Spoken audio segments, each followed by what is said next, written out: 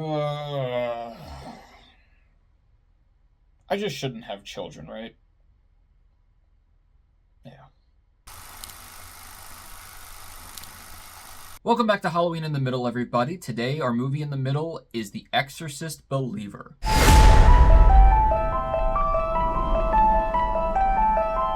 The Exorcist Believer is the newest installment in the Possessive franchise, this time following two families as they attempt to expel demons from their daughters after going missing in the woods. It stars Leslie Odom Jr., Lydia Jewett, Olivia O'Neill, Ann Dowd, and Ellen Burstyn. So the first time I saw this trailer was actually before I saw Oppenheimer, and this trailer had everyone talking after that. Like, it was like you could hear this whole IMAX theater just a pin drop right after, and then it was just chattering and everything because, wow, it was intense. And I was like, this is going to be a really good movie.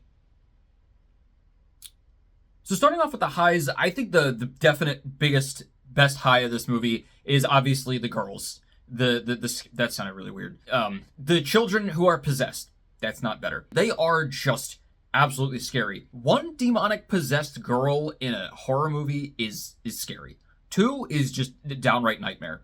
And there are a lot of moments in this movie where they are super scary. There's a lot of like creepy moments for sure. There's a lot of downright disturbing moments, but there's like one or two where I was just like, this is just off. It's odd, you know? Like, if you've seen the trailer, it's like this whole bathroom scene, which you might know what I'm talking about. That one was really creepy. I like that because you didn't know exactly what it was to be scared of, but it was just weird, and I liked that. And then obviously just the violence and the very deep voice and the demonic nature of everything that they were doing is super creepy. I will say, I will admit, I did probably jump scare the most I've ever jump scared, and I mean stereotypical, like I had the water bottle, I opened it, and then it came and I was like, oh, and then it splashed everywhere. I was mostly because I was unprepared, not because it was that good of a jump scare, but it was still pretty good. I will say most of the acting was pretty fine. Leslie Odom Jr. was really great, as he always is. I really liked him. He was probably the one that I cared about the most. And then Ann Dowd is always good, and it was funny to see her in something where she's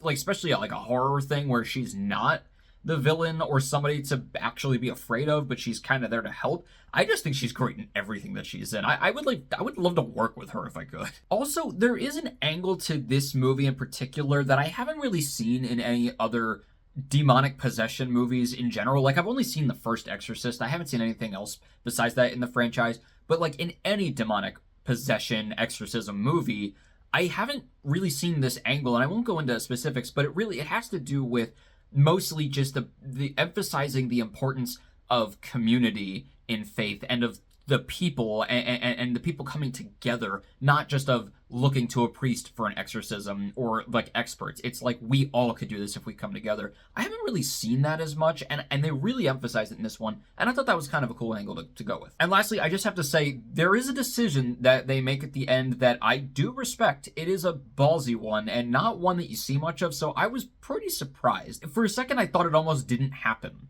But then the movie ends, and you're like, wow, okay. Interesting. And speaking of scary things, I'm going to take a break to talk about a little bit of a PSA called Shut the during the movie. Rarely have I ever gone to the movies and talking has actually been a problem, maybe once or twice, but it's just, even if it only happens once or twice, it's so annoying. And I will say, I probably missed a little bit of what was going on for the first chunk of this movie, like maybe the first 20 minutes, because we had people right next to us who wouldn't shut up. And I'm not talking like they're just whispering, like they're full on talking. They weren't even talking about the movie. There's like lights going on, like phones going off. I was like, why?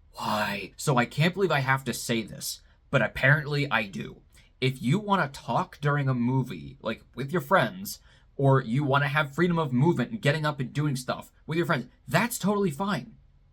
Don't go to the movies. And listen, like there's exceptions. It's like, obviously you can read the room. If it's like Spider-Man No Way Home, Avengers Endgame, people are cheering, they're talking. It's fine. It's fine. That's okay. There's a vibe in the room. But when it's Exorcist Believer, and usually I'll give people like 5 to 10 minutes, at the beginning of the movie, like 10 minutes tops at least, to like settle down. Okay, we're getting into the movie. Usually they quiet down. But oh my God, they just went. Guys, I had to become a Karen. I went and got the manager. It was horrifying. But yeah, if you have to talk during a movie, it's fine. That happens. Just whisper, or at least talk about the movie. But just don't be that person. Just don't be that person. All right. Enough of the downers. Let's talk about the lows. Other than the girls being really, really scary, unfortunately, not much else in this movie is particularly that interesting or intriguing. Like I said, I do like the community aspect that they go with, but it just doesn't feel like a lot happens. There's some stuff here and there, and again, maybe it's skewed for the fact that I missed a little bit of the beginning, but it just doesn't feel like a whole lot happens, and it was I just wasn't really that interested in a lot of the characters. I didn't really feel for them that much. I definitely felt for Leslie Odom Jr.'s character, and I liked him enough. It was just, it wasn't super appealing to me, and I think a lot of the problem here is that this movie, and most exorcism movies, are kind of like Rocky movies or Creed movies, where there's gonna be one of two endings. And sure, you could have a twist here or there or do it a little differently, but generally, there's gonna be one of two endings. You either get the demon out, or you don't. And every time they make an exorcism movie, it's gonna be one of those two things. So how is it gonna be that much different? And sometimes they can do interesting things, like the Pope's Exorcist I liked a little bit better also from this year because I like the characters more. But in this one, it's just kind of going through the motions. And, also because it's not made in the 70s. Again, I haven't seen any of the other Exorcist movies except for one scene from Exorcist 3, which is the most famous scene.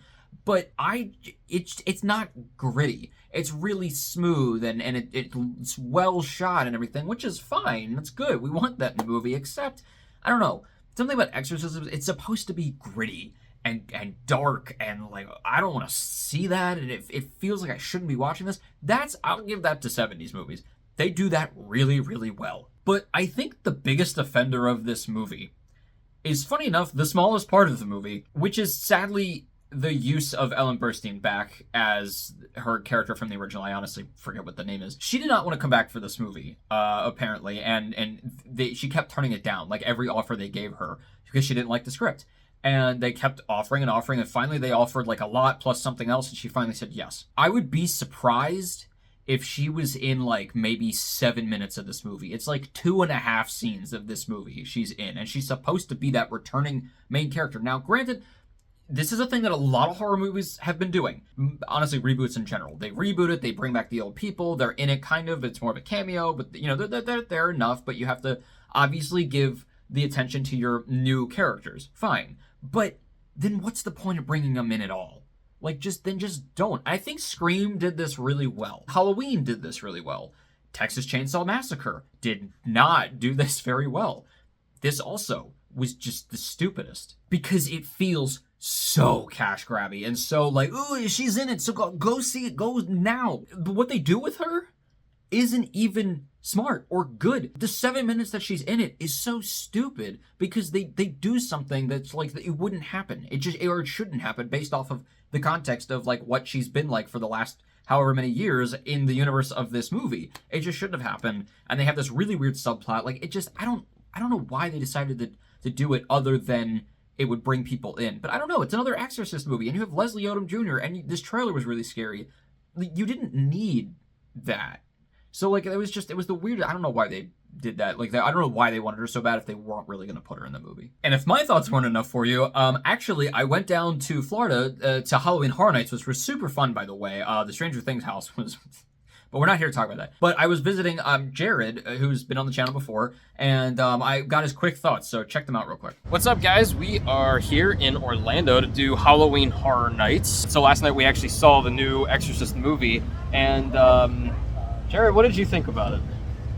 I thought it was not that good, honestly. It was a pretty big letdown. They tried way too hard to tie it into like the original one.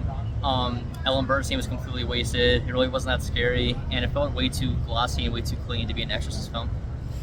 Yeah. You probably already have a lot of that, but those are kind of my thoughts too. But from what we've heard, the house itself is actually be really cool. So hopefully much better. Us, yeah. Hopefully much better. So well, I'll let you guys know how it ends up being. Yeah. So overall, I didn't like hate this movie by any means. I actually had a pretty good time with it, and it's one of those that like I feel like I should have liked it more, but between talking with a lot of people about it afterwards and just letting it sink in and everything, it's one of those movies while you're in it, you're like, ooh, wow, that's really scary, okay, cool, but then it doesn't really stick that much, you know? It doesn't really have that much of an effect after. You're like, okay, yeah, that was another one. And it had some good stuff, and it had some creepy moments, but it didn't really do anything past that for me, unfortunately. Although, like I said, there was a lot of really good scary stuff. A lot of scenes with the girls that were just, like, downright super eerie and weird. I did like a lot of that. There was a lot of good, like, I would say, tonal stuff maybe going on around it, but Exorcist has always done that really well. But yeah, just the script was just not the best. I'm going to give The Exorcist Believer a 1.5 out of 4. Well, guys, let me know what you thought of Exorcist Believer. Let me know where it ranks for you among all the other Exorcist movies and all the other slasher reboots. Next week's Halloween. We're already there. But I got a video that, like I said, I've been really excited to talk about for a bit for this specific movie. So look out for that. And as always, keep your hopes high, your stress low, and Halloween right in the middle. I'll see you guys later.